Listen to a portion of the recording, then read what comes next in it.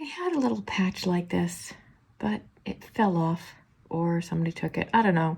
It's out in the world living its own life now, and I really want another one. So I drew a picture. And now I'm going to make a cute little colorful patch. Here we go. First, I need to gather my supplies. What you need to make this lovely flag patch, I'm gonna do it in cross stitch. So I have the cross stitch fabric. I'm using Aida. I think it might be a 16. Use what you have. I picked out a whole bunch of lovely colors. I think most of these just came for some pack. But pick whatever colors you think match. You could go with the exact colors or whatnot, but use what you got. This is a patch. We could just sew the cross stitch patch onto whatever you're putting your battle flag on. But I like to put it on some felt with some glue. Of course, you'll need some scissors and a needle. There's a whole bunch of different kinds. Pick the kind.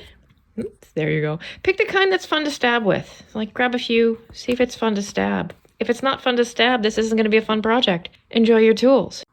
And I should say, I cut myself about an arm length because when you're stabbing and pulling it through, you'll lift your arm up, and anything longer than an arm length is just ungangly. Also, the thread, I don't know if you guys see, whoa, it has like multiple strands. This one has 6.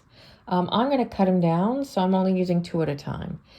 You could use more than that. It'll just make it really, really bumpy and fat, and I don't like the look of it. But you do you, okay? On the back side, I start off each color by weaving it through the cloth. There are these little lines. And then I stab it back through the front.